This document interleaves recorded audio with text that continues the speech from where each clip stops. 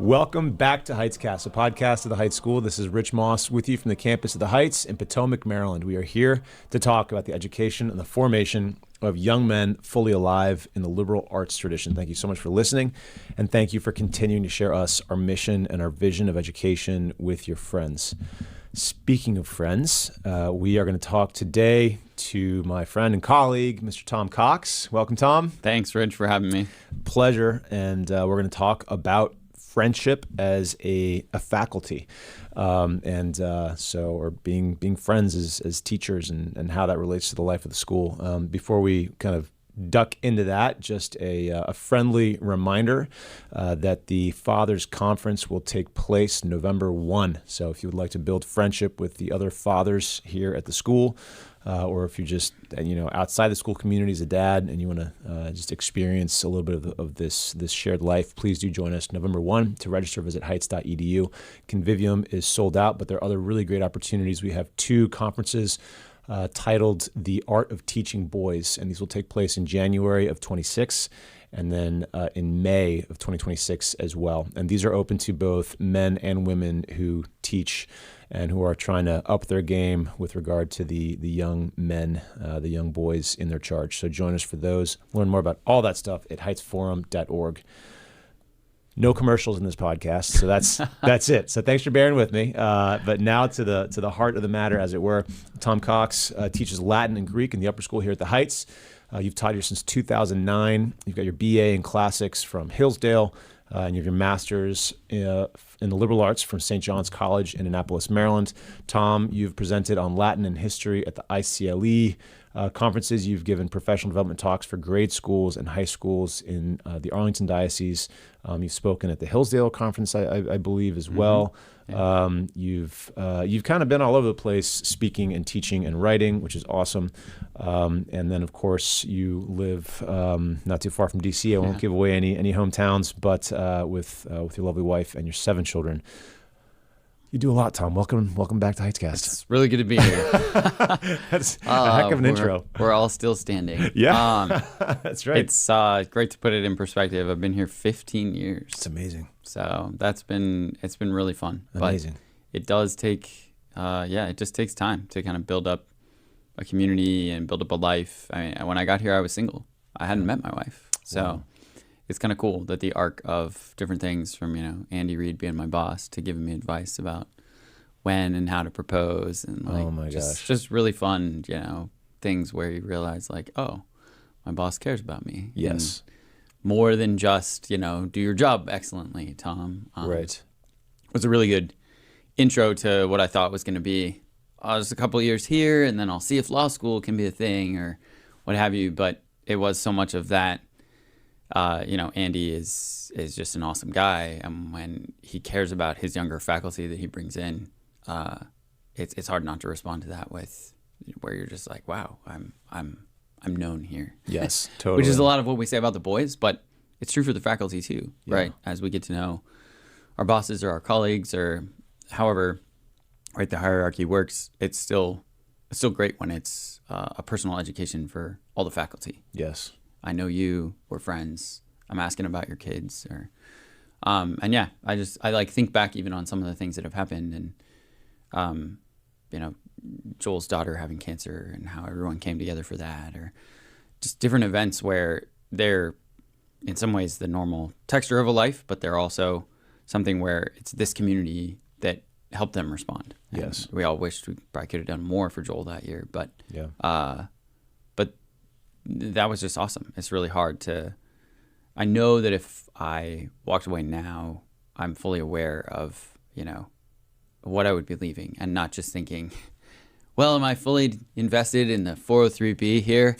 Will I be taking all that money with me? There are just much deeper humane aspects to the art of teaching and to what it kind of invites you into. Totally. But totally, completely agree. And that's honestly, it's a brilliant introduction. That really kind of gets that's the heart of the matter with what we're talking about today, which is essentially being friends as teachers, being a faculty of friends. And that line, I believe, either comes from John Sr. or comes from an article that Gregory the Great Academy has on their website. So great article at a great school. Nice. But I hope they don't mind. Hope you all don't mind if I just bring that into our community as well, because I do think that's what we're going to talk about today: is being a faculty of friends. And I should mention, just very parenthetically, that this is the second year of the Heights Forum Faculty Podcast. That's right. Which you've been hosting, kind of working on that with Joel, and produced by George behind the board. Yeah. So that kind of is a snapshot of some of the conversations that can happen here internally, and so it kind of takes a sliver of our friendship and kind of pops it inside out for people to get a sense of the sorts of things we talk about and how. But let's get to the conversation. Oh, one more parenthetical: the Plutarch podcast as well. Yes. Is an awesome resource, particularly for classicists or anybody interested in fun living a better life. Yeah. So we'll have links to all that good stuff in the show notes. But for right now, let's begin. And you've already hinted at some of the things, some of the most important things. But generally speaking, why do you think it's good for your son's teachers to be friends? Why do we want that? Yeah, I think the first most important aspect is realizing how much of our young development is spent in school. I mean, we're particularly blessed here that when we call a boy a lifer, he's been here a decade of his life for 8 hours a day, 5 days a week, 36 weeks a year. Mm-hmm. The sheer amount of habit forming and observation of the men in the classroom, I will often tell my students at the beginning of the year, like when we're all fresh, when we're all excited to be back. Look, we're going to see some of the difficulties that each of us are bearing, right? We're going to see each other get sick. You're going to see me be impatient. You're going to see me, right? But it's nice to know that we're all on the same project, because that can help us step back and say, maybe Mr. Cox just had a bad day, or maybe that kid just, had a bad night last night. And it helps us remember what we can't always see about the individuals around us, right? We float around a bunch of icebergs. Mm-hmm. They show us the top 10%, and we know that the depths beneath are often invisible to us, and sometimes even beyond our reach. It's a helpful thing to remember the mystery of what does C.S. Lewis say in The Weight of Glory? Like you are not interacting with mere mortals, right? You're interacting with people who will last forever, right? The immortal souls, and that's a helpful perspective. But then inside of eternity is the 10 years here that we have, where your third grade teacher will most likely still be down in the valley teaching third graders when you're a 12th grader. Mm-hmm. And that kind of continuity means that you're going to be getting to know your third and fourth grade teacher differently when you're a 10th and 11th grader and he's going on the camping trips, or you see him after school, or you end up in a carpool with him, or you've joined a club, or you're in a sport where he's the coach. And a lot of us really do stretch beyond the school we may primarily practice in, right? I was for a long time a middle school teacher, but would run high school clubs or have guys come back from the high school to ask for help with things, or had one or two classes in the high school. And I think it's that time is the biggest impact we have, where after mom and dad, we have the most time with these guys. And so if we are, certainly we're called to a level of professionalism, and we should do our jobs excellently, but that's still the bare minimum of what it is that we should be doing, because teaching is so much more than information transfer or any sort of like handing on a baton, and is much more. These are the questions that are so important that I'm answering them with my life, not just with my words. And so the boys will see in the classroom, this man has formed his life in a certain way and has this in common with the other men here. Why don't they ever talk? It would be really weird if they weren't friends, because, those 4 guys love math, and these 3 guys love reading, and those 2 guys love rock climbing, right? And thankfully, they all get together and they form a department that has conversations, and those conversations flow out into what they do. Or we have one of the oldest clubs here.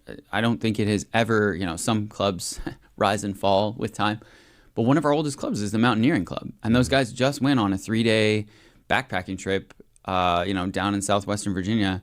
And I was just scrolling through the pictures thinking, wow, what a great opportunity, right? We allowed the guys to miss class. We allowed basically any faculty who wanted to go.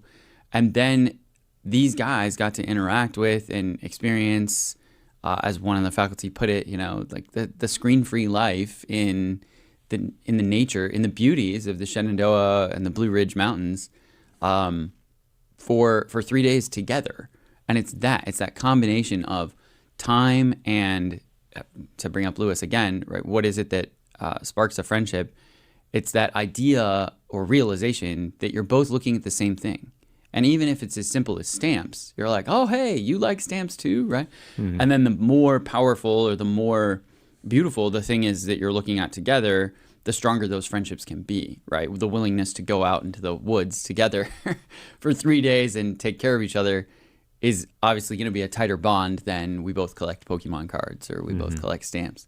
But I think of that when I think of the faculty that went who aren't faculty that are going to interact on a daily basis throughout. I can point to the regions of the school they work in, and they could easily not see each other for most days here. But they take the time and they take the opportunities when presented, and often we craft the opportunities. The mountaineering guys do a great job designing those trips, so that not just the boys can be together, but a different slice of faculty can be together. Mm-hmm. And we do this with the sophomore trip and the freshman trip. And, each of these, there's sort of like one capstone trip for each of the years that you're at the Heights here.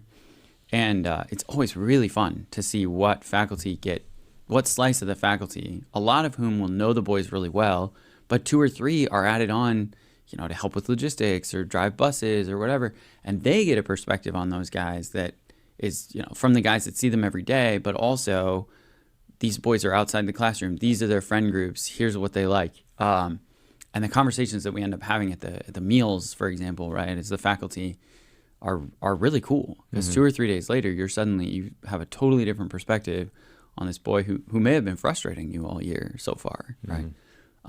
Anyway, sorry, I'm going on and on, but I think the short answer is the time we have together, it would be an absolute waste if we didn't try to forge friendships and really work on them and deepen them, because it's allowing ourselves to be formed by the things that we love instead of like, this is just a job. I'm going to do an excellent job conveying information, and then I'm going to go home. Yeah. Right. Yeah. So many things that you just said, I would like to pause. I mean, the idea of answering questions that the boys have with our lives, that's a profound statement. And it seems like many of the answers to those questions involve friendship, which is one of the highest goods. And so why wouldn't you answer that question with your life, which means inherently being a friend? Yeah, it's true. The trips are amazing. I mean, I've been on Crescite trips where this is our first week of a certain calendar month. Annually, we travel all over the world with our students, our senior guys, the high school guys, but for folks outside the Heights community. But it happens so often. You're sitting there at the dinner table and you're having a conversation with a fellow faculty member about something really interesting, and then you realize, oh my gosh, I'm surrounded by like these riveted eyes who are just really interested in what we're talking about. Yeah. And I'm actually teaching right now. I had no idea. Yeah. But this is like this. Okay, this is how grown men have a conversation about whatever, politics, religion, family, business, whatever. So it's interesting that you highlight that. So it's also interesting you mentioned the concept of the longevity of like 10 years in their life, and the importance of then having this be something that, we're doing the same thing oftentimes year after year, teaching the 3rd grade, teaching the 5th grade, teaching English, whatever it is. I love Jacques Maritain. If you don't mind if I bring him into this, but he does a great job of defining terms before a lot of his works. Like those great Thomists. Yes, right? Yeah. Like we got to know what we're talking about. So clear. Right? And he talks about community as something that is, he says community springs up from nature. And it's almost like this, it's something that is like you're born into, and you assume that it is, like it's part of the fabric that you're living in. And so we talk about the Heights as a community, and sometimes I think that there's some ways in which that's true. Mm-hmm. There are also some ways in which we say the Heights is a community where it's a good thing, but it's not that. There are other ways where it's more of a society which is born of freedom, like we make choices that take us to that place. But I think that the fabric of the community, precisely because people come from such distances, or because there's, we got the kids for 10 years and they graduate. But to the extent that we are a community, it seems like at the heart of that is this friendship between the faculty, which is the fabric that kind of holds the whole thing together. Does that resonate? Well, I like a couple of the thoughts there. That communities as being natural and societies as being volitional is a helpful distinction. Because, I'm the words guy, so I always think back to the roots of things. I love it when you pull a Tom Cox. But a community is the let's go. Is almost like the walls, the four walls, because munire is to fortify or to build a wall. Huh. It's the walls you're born into, right? They have to be there. Most of us are born indoors, thankfully. Awesome. But a society is a socios, is an ally. An ally is not chosen by accident. And alliances are not made by accident. They're made by choice. So I think you touched on one of the tensions that I noticed here a lot as a middle school teacher was getting that first parent-teacher conference and the parents realizing, wow, we're so glad. Like, Johnny has this new friend he keeps talking about, and they're getting really close, and they like all these things, but they live 45 miles away. Mm-hmm. And you're like, it's going to be okay, right? Yeah. In one sense, you've got to accept the trade-off that in order to bring families who agree with the mission of the school, right, we're blessed to have the technology that allows this kid to come from 20 miles east of us and this other kid to come from 25 miles west of us. Mm-hmm. But at the same time, there comes with that the unfortunate trade-off of I am going to be able to tell you more about your son's relationship with this boy than you'll probably ever see, except maybe in the summer if you can forge the time to get this boy over to your house, or vice versa. So I think that's the link, right? Is that now the faculty we're linking the boys, the parents, and the leadership of the school all together. And that would be the first place I'd go to check with a fellow faculty if there's, if that friendship starts having a fallout or starts, turning into fighting, which will sometimes happen. And then, right, boys disagree as often as the adults around them do. Yeah. And just when and how we sort of observe, let them figure it out, when to step in, when things have gone too far, when to coach one boy or the other in a mentoring situation where, okay, if this is bothering you enough that you're bringing it up with me, now I really should coach or give perspective. And that's just, it's partly because of the time thing, right? Yeah. Like parents have entrusted us with their sons, and we're operating in loco parentis, and we want to keep those lines of communication wide open. But a lot of that knowledge of the boy is then going to be that I see him 3 hours a day or 2 hours a day or what have you, pretty up close. And then the rest of the time I'm interacting with him in the hallway. And I have the fellow faculty. So when the faculty have that, it would be interesting to consider whether the faculty are a society. We're a society, yeah. Because I think there's just so many volitional aspects. And the families that choose, yeah. So it's interesting. We're a community of communities. I think in an earlier conversation, right, I had called it like a regional community. Yeah. But maybe regional society is what we are, right? Where we hit something more than the local. Because the local has to be, and yeah, I mean, this touches on what a lot of us struggle with as Americans since World War II, is that life has gotten less local. Yep. Right. Your house in the worst case scenario is the dormitory where your family sleeps and showers to prepare for what you do everywhere else. And maybe you don't even eat in the house, right? Because you got to eat on the road or figure out other stuff. And then as we try to pull back from that, maybe the natural tendency pushes us in that direction. But as we pull back from that, you realize, oh, well, if I want to be more local and I want to invest in my neighborhood and my local church and all of these things, the Heights is pretty far away, right? The Heights is 10, 15, 20 miles away. And therefore is more of a peripheral thing. And yet my son's there 40 or 50 hours a week, right?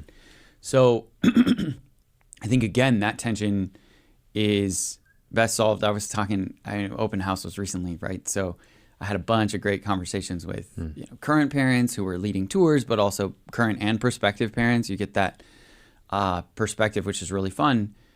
But I reminded these prospective parents, and the current parents really echoed it for me really well, where I said, look, you can get the directory and you just flip open to your zip code and you just invite everybody over to dinner, right? Immediately. Totally. Right? Totally. And the other parents were like nodding immediately, and they were like, yeah, and you find out if there's faculty in that zip code, and you just, because we are, the fact that we're all spread then means there's a little tribe of, Heights flavored people over here and over here and over here.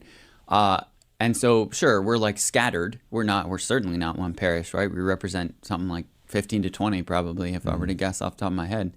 But that doesn't mean that you can't find your people. And a lot of what brought families together at the Heights is they're probably going to have in common with the other families that are actually closer, even though they don't have a boy the same age or exactly the same grade.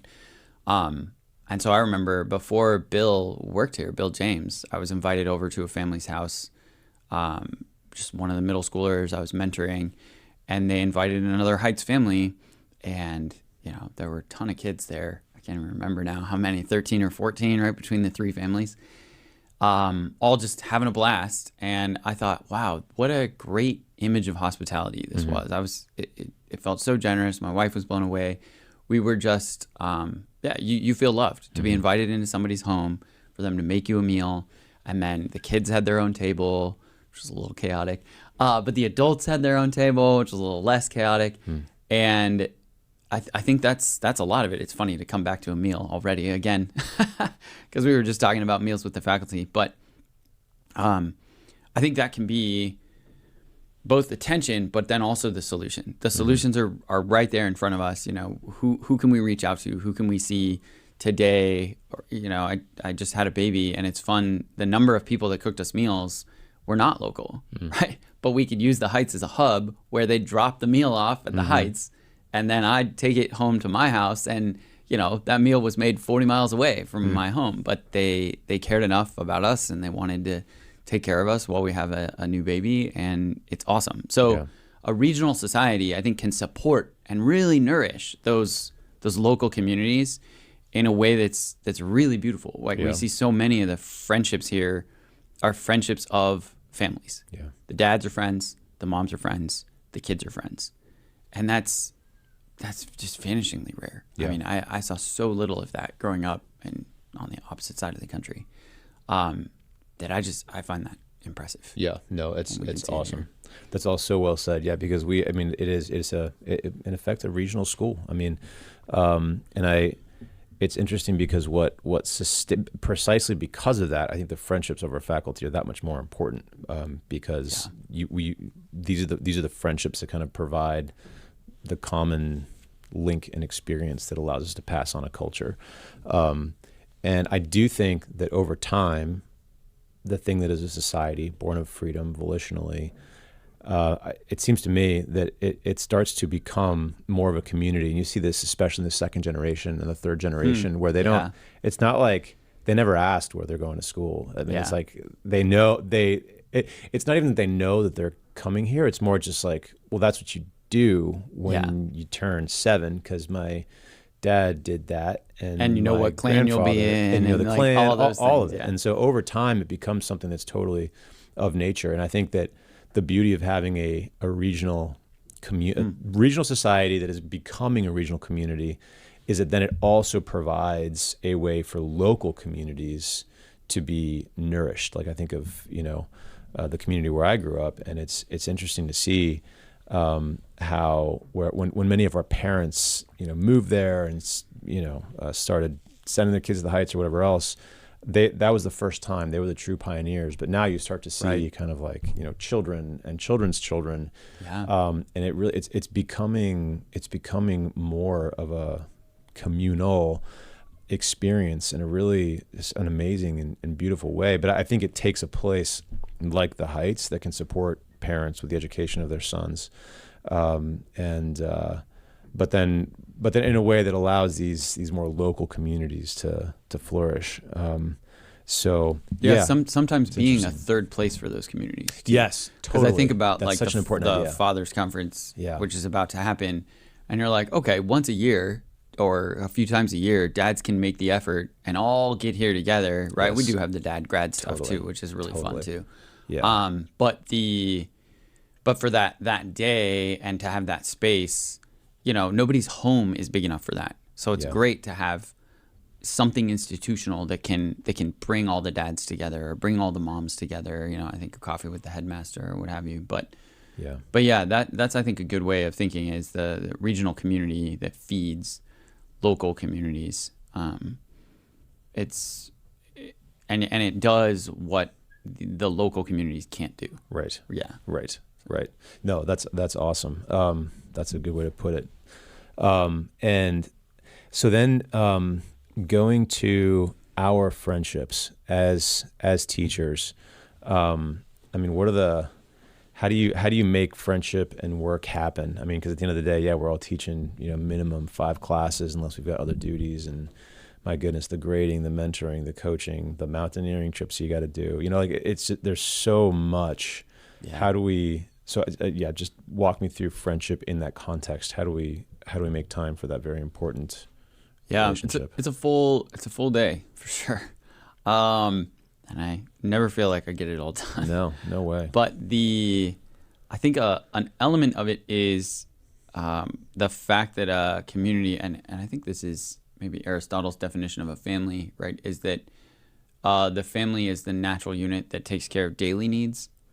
And taking advantage of the fact that some of the daily needs are met here, right, lunch, for example, is something that I am guilty of this too often, but I will see the ideal and guide my boat towards that star.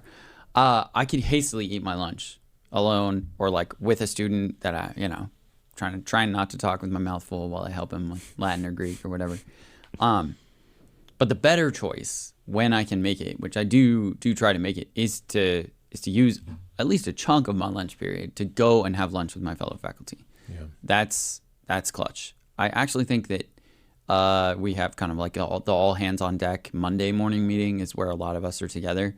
It's a super short standing meeting, essentially. I mean, it can be as small as 3 minutes long usually, but it is the lingering afterwards that can be really, really helpful. Yeah, for sure. And then I think in the larger course of the year, the leadership here do a good job carving that time out. So, schools recently, I've consulted with, a lot of K through 8 schools in my diocese across the river. And you end up talking to a principal and you're like, oh yeah, you actually have to spend some money on professional development. So, but professional development can be defined pretty broadly, and it can be facilitating faculty friendships. So one time I just suggested, like, why not just go out to a winery and rent off a section of the winery and bring your whole faculty out there at the beginning of the year? And she thought it was a great idea. And they ended up doing it. And I think it's finding that third space that isn't just, ho hum, here we all are, which, we've gone to farms on the very first day of the year, pretty far away. You got to get up to, rural Maryland and rural Pennsylvania.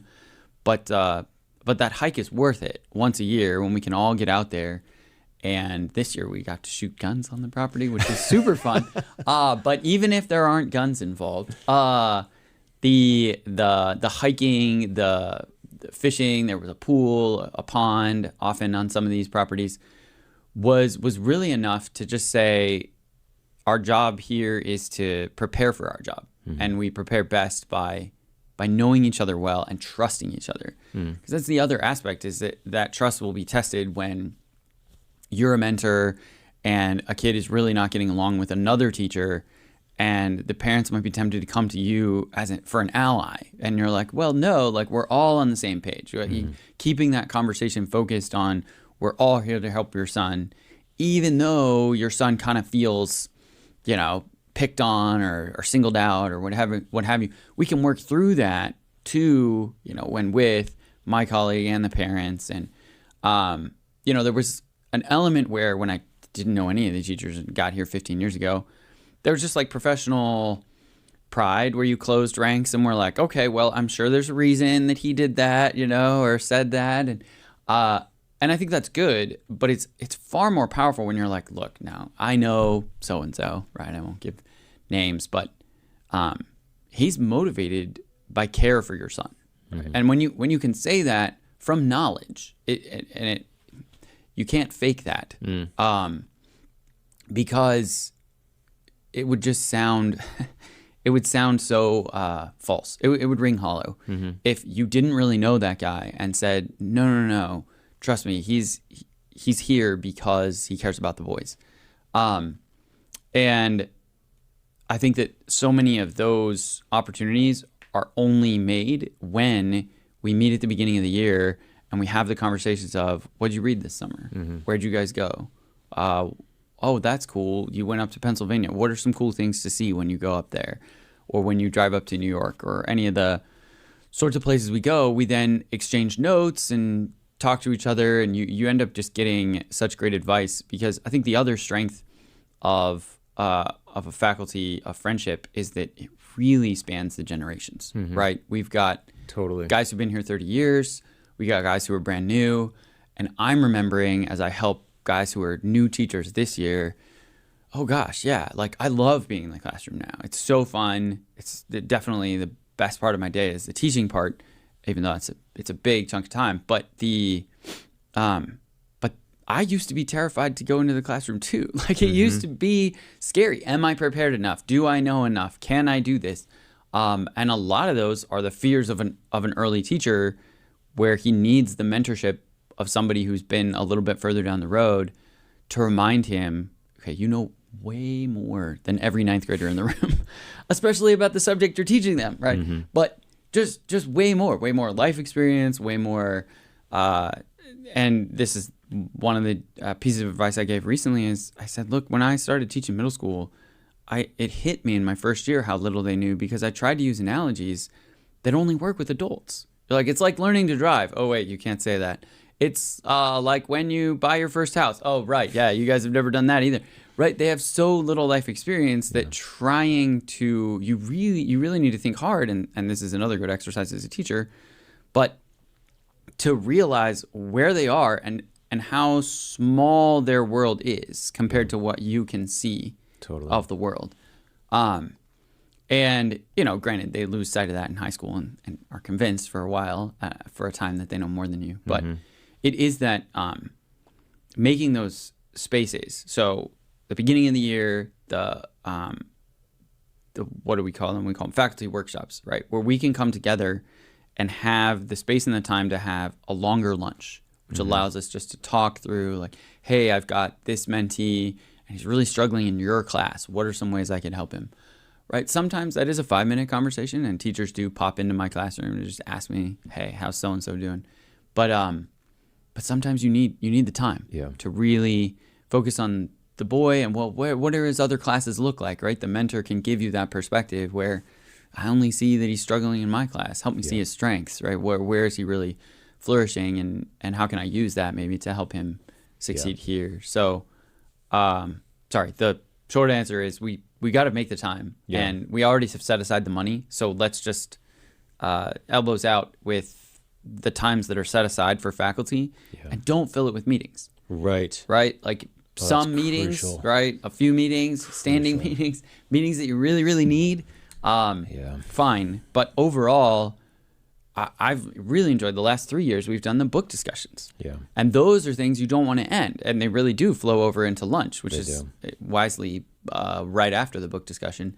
And so you really get a perspective on like, whoa, this faculty can read, right? Yeah. Like guys saw stuff that this year I'd read the book, reread the book and was still like, okay, yeah, I didn't see that at all. Yeah. Like, Yeah. got so much out of that hour of talking to my fellow faculty. That it's that kind of thing where you're like, oh yeah, we're friends and we have this book in common that we can refer to for lessons and ideas and all kinds of stuff. Yeah, So, no, it's true, and it's funny in those sessions when you realize like, wow, we have so very much in common, and yes, we both got something completely different from Yeah. this book, and like have these like very friendly, semi-heated conversations. yeah. So yeah, and you mentioned time. There is there's this interesting tension, which I think is actually itself a gift, but I love Wendell Berry. I struggle sometimes to see how he applies to my life because I live in DC and I drive a car, and a lot of what I do is on the internet. But You don't still, farm? I don't. Yeah, sadly. Yeah. It's on my bucket list too. Some year I will grow a tomato, and I know many people will say it's actually very easily done. I know, and I've been looking forward to it. But I think there's this. I do think that a school can offer an answer to the challenge that Wendell Berry presents to us as urban residents of the 21st century, and the tension is a little bit. It's this. I think he presents friendship as something that can come from, that really can only happen when you have a shared life. Not only that, as our friend John Cultivates says, but also. Friendship requires not just a shared life, but perhaps also a shared work. And so in some respects, as teachers, we're better situated than so many people. Not that we need friendship more, although arguably perhaps we do. Not that other people can't be friends, although it might be harder in other contexts. But we're in a place where, because we are striving for the well-being of our students, because we have the shared work and shared values, my goodness, a school can become a place where this Wendell Berry vision of friendship rooted in a shared labor of cultivating the land, that can happen here in a way that it can't in many other places, because we have a shared life. We have our average tenure here is like pushing 20 years. Yeah. That doesn't happen in many other places where you work 2 years and then you bounce to make sure that the careers continue to progress. And that might be the prudent thing to do in other sectors. On the other hand, the time question is an interesting one, because in order for there to be friendship, you really do have to have time, unstructured, unscheduled time, as you said, to be able to walk slowly and notice and converse.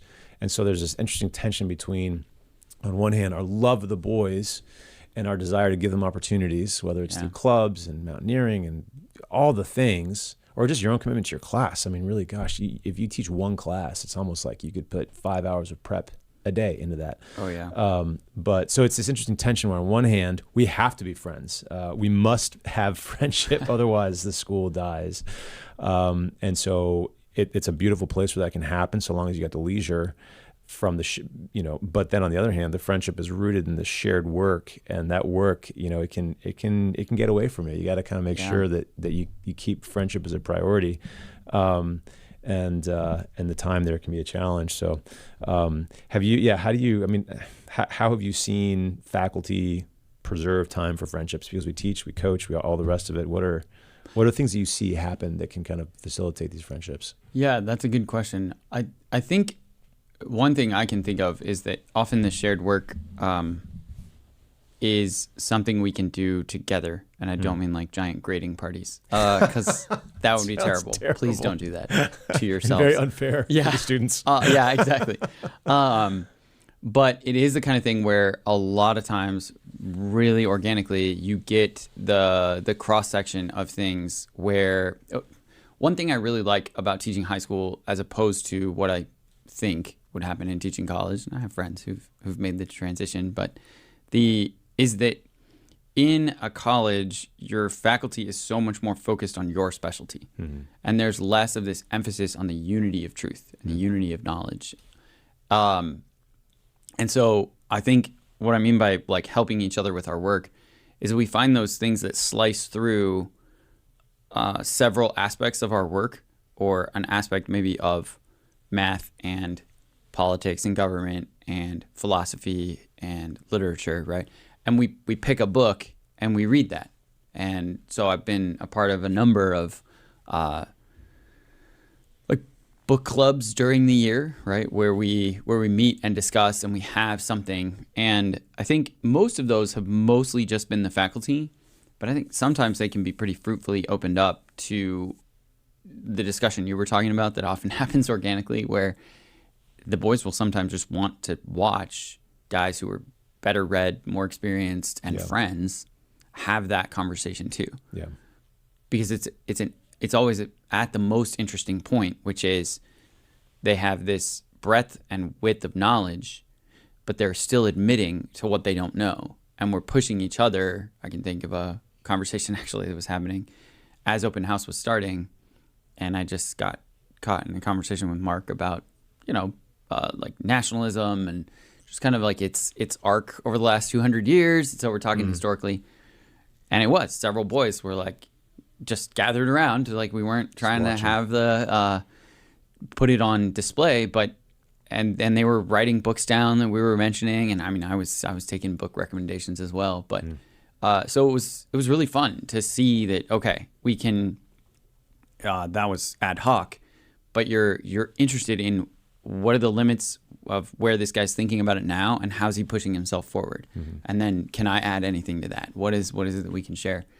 Another place we do that is 5 or 6 of us faculty, and actually some people even in the administration, will meet together and read Latin. So anybody's welcome. You can keep up your Latin. Guys will pop in and out, and different guys have been members at different times. We even have distant members who are allowed to Zoom in if they need to, because this club has been so long going. We call it Virgilian Society because we started by reading Virgil, but we've read a lot of Latin together, and we represent a cross section of departments, but so many great things were written in Latin that it's fruitful to bring the different departments together, and to have us like really challenging ourselves. What's our limit? What's our edge?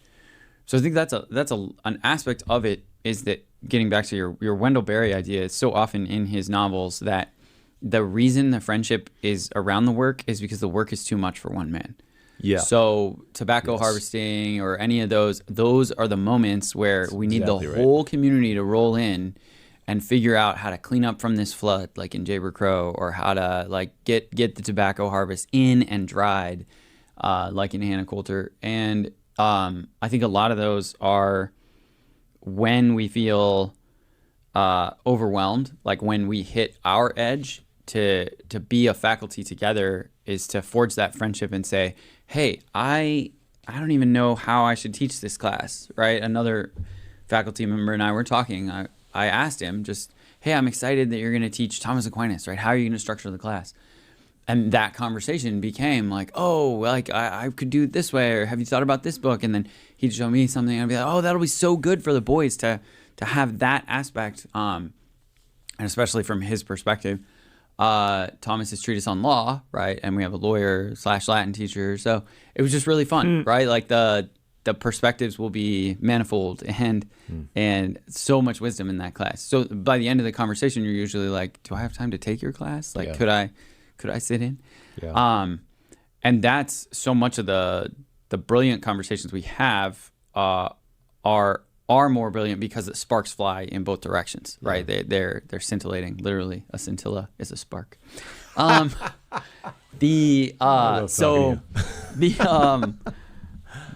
where was I going with that? So I think that it is the shared work, but you have to find the hardest part of it for you, and then ask for help. Yeah. And that's when it's a legitimate opening for friendship. Yes. If it's just like, hey, let me tell you how to do your job, and I'm great at my job. We've never opened ourselves up to be like, I don't know how to. One last example I'll say is that this cross-curricular can also really forge a friendship. So, I've known Joe for a long time, who runs the drama here. I helped out with a lot of drama productions. But in teaching Roman comedy this semester, I thought we have this odd part of the schedule after they've taken their finals. So we've, mostly done the academic work. What could I do with that? And I approached Joe and said, hey, what if I have my boys who've read 4 Roman comedies at that point write like a Roman style comedy for the lower schoolers? And he was like, great, let's do it. That's awesome. And so I'm going to have them compete and write 2 Roman comedies, and the better one, right, will be acted and directed, cast by the lower schooler, our lower schooler guys. And it's a great way to share the life of the mind, right? Like now an upper schooler is going to be, or a bunch of upper schoolers are going to be interacting with and helping and teaching and sharing a bunch of stuff they just learned. Yeah. And it's comedy. So I'm hoping it'll be a really fun time, right? Yeah. Like we'll learn how to tell the jokes in the right way and work with timing. And then the parents will get to see that. And the boys can be excited, like, oh, wow, these juniors and seniors are in an upper level Latin class. Maybe I want to do that. All right, what 4th grader usually aspires to Latin when he's in high school? Not many, but here's an opportunity, right? Yeah, now more. And so, and that I think is also a great image of the friendship I've got with Joe, right? We make that, I approach him, we work on that together, but then it totally trickles down to all the boys involved, right? All the guys in my classroom, any of the lower schoolers who are going to make it into that play. And that was all just because we're not just professional, and we don't see it as these distinct disciplines where what could drama ever possibly have to do with Latin? And so we're constantly working across disciplines and thinking, wow, what's just a way to make this really come alive for the boys? Like, awesome. You understand Roman comedy if you can write one. Yes, absolutely, totally. Not just read one. So yeah, practice by doing. No, it reminds me a bit of the integrated humanities program at Kansas, and I mean I think a lot of the classes were taught that way. You just have these 3, complete rock stars of the tradition sit in the front of the classroom and talk it out. So it's awesome to bring some of that here. And I'm reminded, our headmaster's so good at just finding different, very light scaffolding to help us understand the things that are happening. Light because it can bend and it can adjust and it can sway, but not break. And but it seems like the friendship of the faculty, it happens. What is the friendship? It's this shared life. It's the willing the good of the other, out of particularly within this context of the shared life and the shared work. And so, we got to protect the unplanned times for faculty to congregate and the planned time for faculty to congregate. You've got planned and unplanned interaction with students. Faculty need the same thing. You can't so overschedule yourself that you don't have time for the unplanned. And then you've got to make sure you post for the planned stuff because it's important. It's also interesting to think about what is planned. And it seems that we have sometimes there are events and things that relate directly to the craft, to our work as teachers. And I love that stuff. Like we've been talking about AI. Like how do you handle AI? How do you handle grading? A lot of the things you talk about in the Forum Faculty podcast, I love those conversations. Maybe it's because I'm somewhat tainted by the practicum, given my previous education. But at the same time, it's also important to not just think about the craft, but think about the higher goods that we're beholding, and that's good too. So you get reading groups to get together and talk about Idea of University or whatever else. And it seems like you need both. You can't just have one. You need both the planned and the unplanned. And I wonder if that's a space, a very worthwhile space for leaders to step into and just make sure that there's time for those things and there's a spirit for those things. The English faculty, right, do a really good job. I just realized, I guess this is sort of planned because it's not coming from the top down, but they often will bring a short story or a poem and just say like, hey, we're going to have drinks and snacks out on the deck, which fall is a perfect time to have that. Yeah.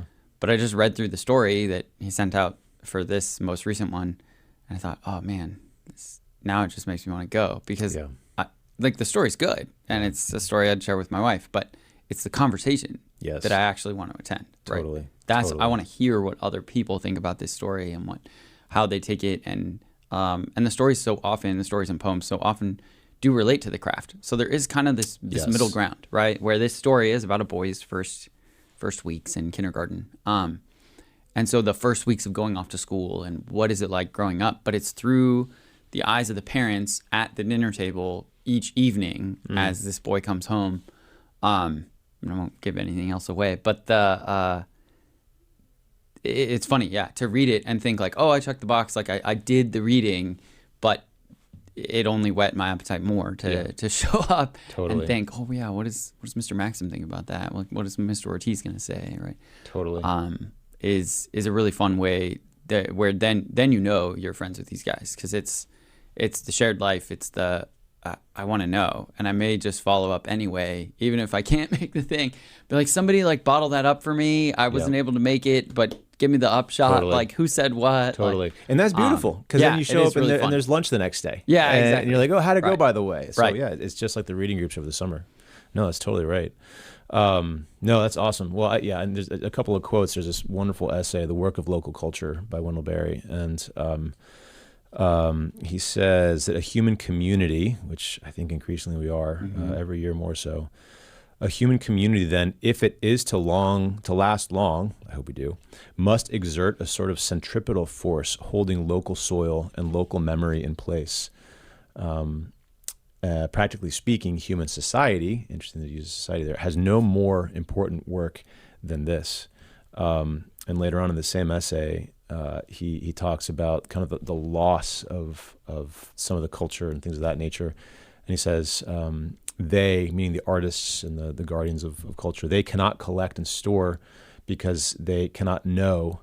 And the pattern of reminding that can survive only in the living human community in its place. And I thought that was cool. It's like, okay, that's our work, is to form communities that sort of root these memories and these cultures and the ideals in place. And really we're teachers, but maybe we're actually reminders, for not only for the students, but also for each other. It's like, what do you do? Well, I'm a reminder. Well, Plato says all learning is really remembering. There right? you go. There you go. I don't know if he meant it quite that way, but I've always liked to give it that read where I'm like, the transmigration of the souls I can't always get on board with, but the idea that so often it feels when you hit upon a truth like it's oh, maybe I have known this, right? But in a vaguer way. Yeah. And like this reminder just opened it up for me. Yeah. I do like that he used society in that first quote, because it's almost like it gives an in for you to volitionally create something that then becomes natural. Right. Which is also our difficulty as moderns and postmoderns, is we're so self-conscious. Totally. We're aware that we're postmodern and we want to label this and label that. And yes, you think like, when we teach so much of the art and poetry that we teach, it was either blessedly self and not self-aware. And you just think of the Gothic cathedrals, right? Like how many countless artists of immense talent worked on them and didn't sign anything.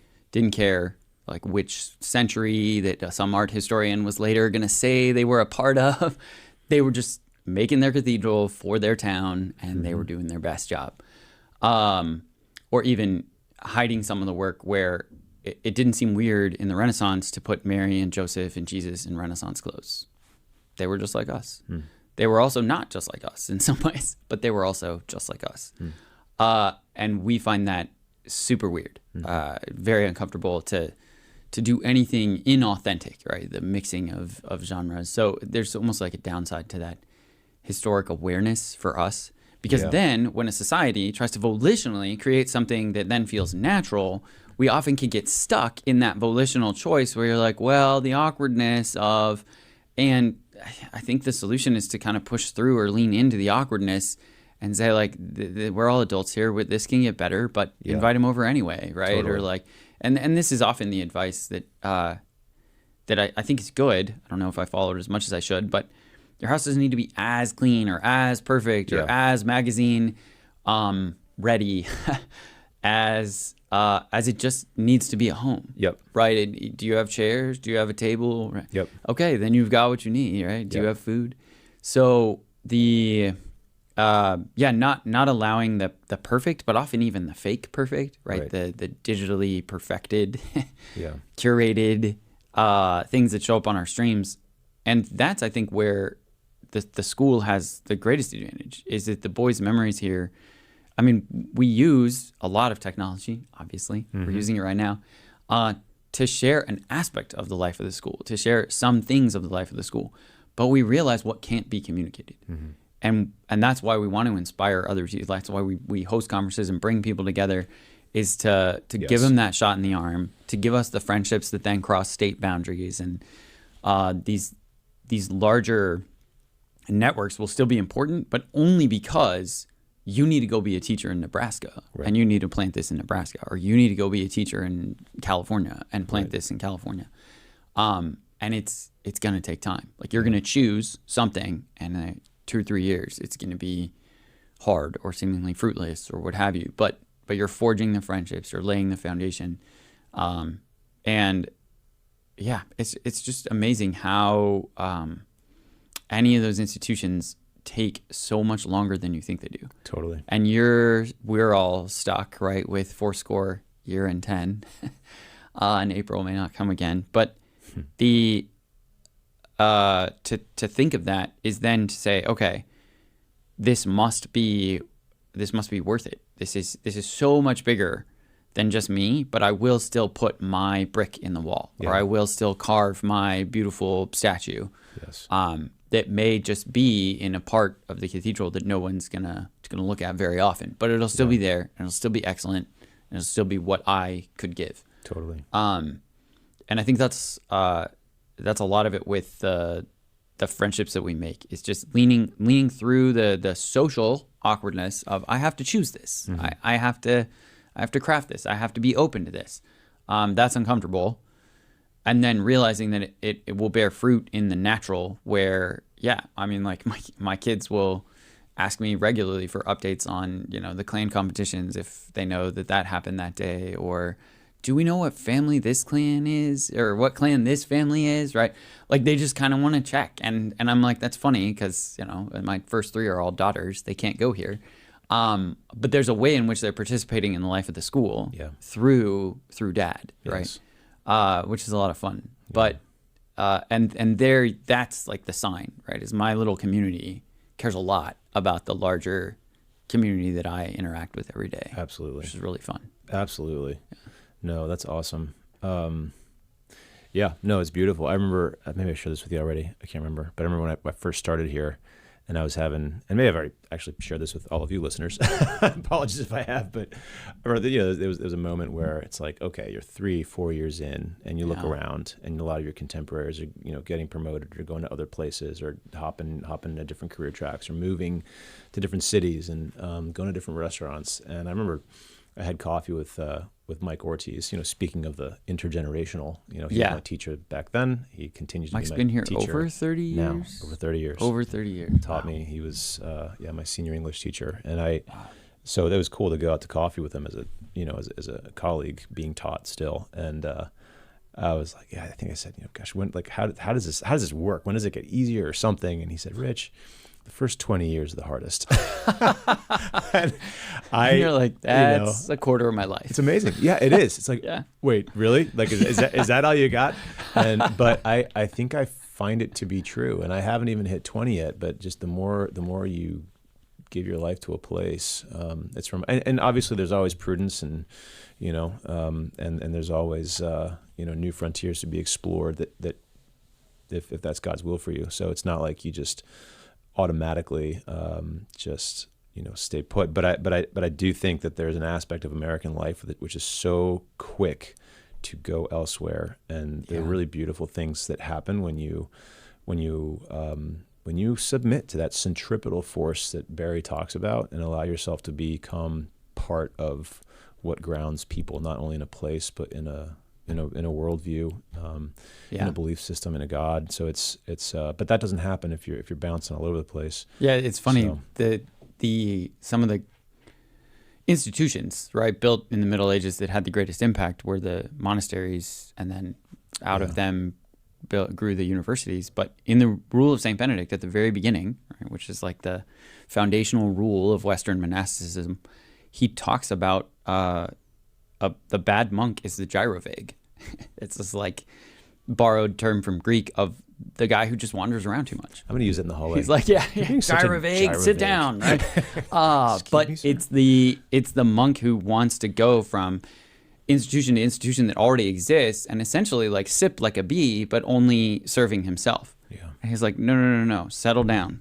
Pray in one place, serve in one place, work in one place, right? It's the ora labora of the Benedictine rule in a nutshell. And I, as a sanguine personality who is naturally attracted to change, it's been really good for me to see the beauty of, I had the advantage too of going to high school at a monastery, and it was a monastery that had run away from communism. So it was a young monastery, and they had originally started their monastery hoping, pretty confident that like, this communism thing won't last that long.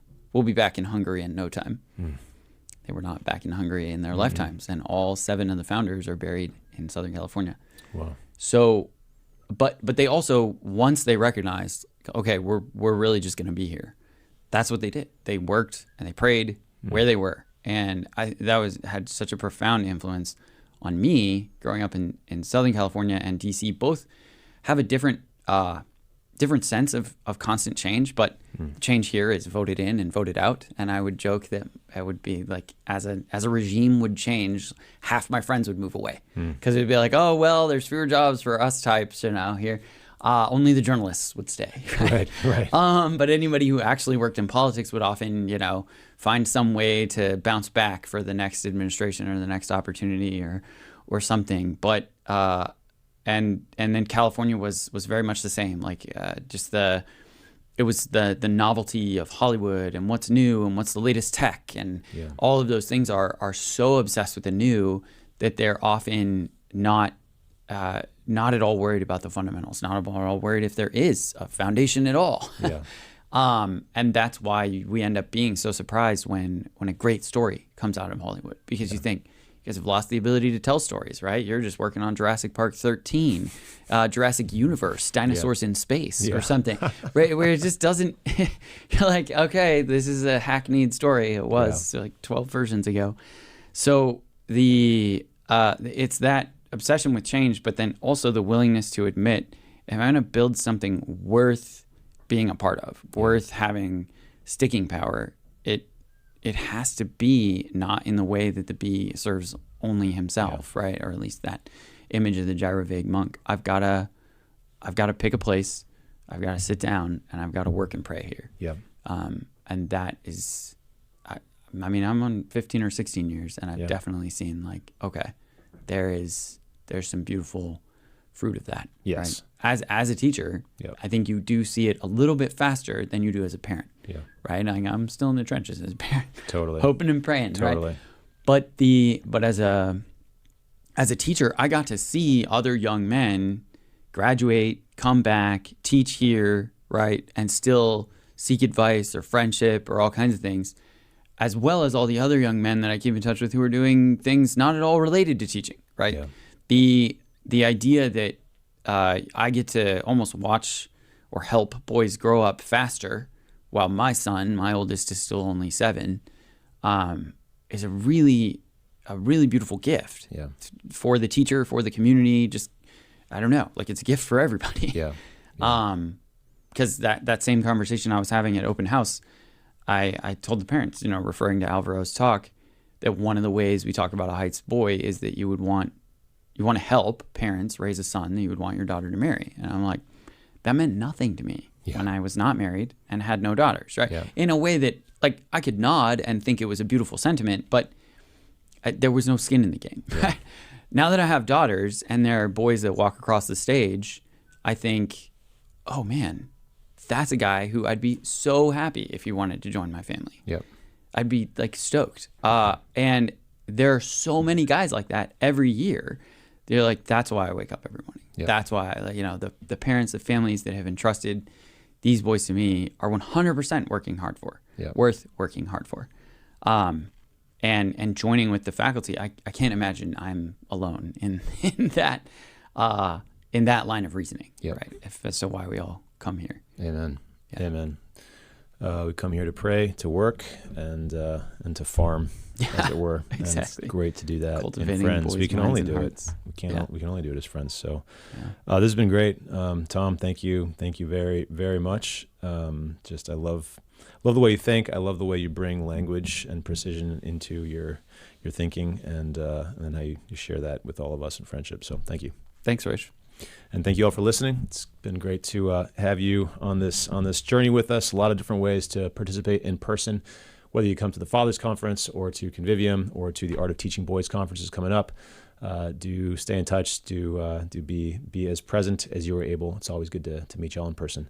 Thanks for listening. To learn more about the good stuff happening on at the Forum, visit heightsforum.org. While you're there, do consider supporting the work of my friends, Mr. Tom Cox, and the rest of the faculty who are giving their all to form young men fully alive. You can also check out our Headmaster's Substack, Men in the Making. It's an awesome resource. A lot of good stuff there, along with everything else going on in the Forum, most especially the Heights Forum Faculty Podcast, which I am an eager listener to that. So thanks to Tom for leading that charge, and George as well. But thank you all for listening. We'll be back next week.